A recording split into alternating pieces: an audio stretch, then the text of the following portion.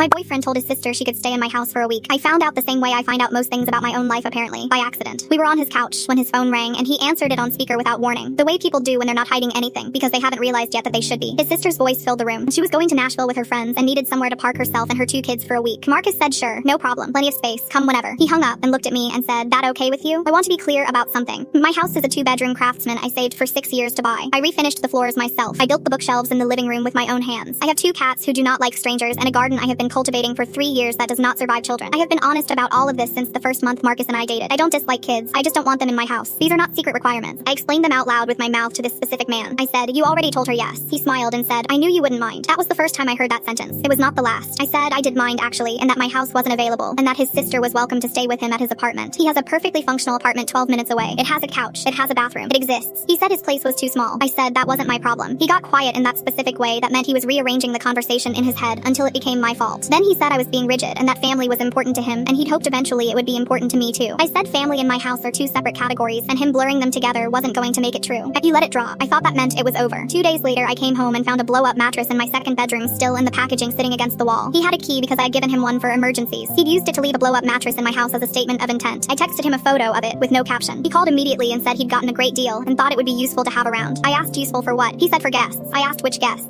He went quiet again and then said, done for when people visit. I said, Marcus, who visits me? He said my friends did sometimes. I said my friends live 20 minutes away and have never once needed to sleep on a mattress on my floor. He said I was overreacting. I deflated the mattress, put it back in the box, and left it on his doorstep that night. The next week, his sister called him while we were at dinner, and he stepped outside to take it. When he came back, he was doing the careful face he made when he'd already agreed to something. He said she'd had a change of plans and could she come the following weekend instead, and he told her that should be fine. I put my fork down. He said it was just a week, and the kids were well behaved, and I'd barely noticed them. I said, you told her yes again. He said he thought we'd moved past this. I said we hadn't moved anywhere because nothing had been resolved. I just stopped arguing about it, and he'd interpreted my silence as agreement, which was something he did constantly and which I was tired of. He said I was making him feel like he couldn't have a relationship with his family because of my rules. I said, they weren't rules, they were my house, and those were different things. And he said maybe I needed to think about whether I was ready for a real relationship. I looked at him for a moment, and I picked my fork back up and finished my dinner because I'd ordered the salmon and it was very good, and I wasn't going to let it get cold. I called his sister myself the next morning. She was surprised to hear from me. I told her I wanted to be direct because I thought she deserved that. I told her Marcus had been inviting her to my home without my knowledge, and that I wasn't able to host her, and that I was sorry she'd been caught in the middle of something that wasn't her fault. She was quiet for a second, and then she said, honestly, she thought it was weird that he kept pushing for my place when he had his own apartment. She said she'd just book a hotel. I thanked her. She'd wished me luck in a tone that suggested she knew something I was still figuring out. I broke up with Marcus that afternoon. He said I was cold. He said I was incapable of compromise. He said I'd never let anyone in and I'd end up alone. I said, you used my house key to leave a blow-up mattress in my spare room. He didn't have an answer for that. I changed the locks the next day, and my cats immediately reclaimed the couch like nothing had ever happened. The garden is fine. The floors still look good. Some people hear the word boundaries and think you're building a wall to keep the world out. I've learned that mostly what you're doing is finding out who gets upset when you build one. That tells you everything.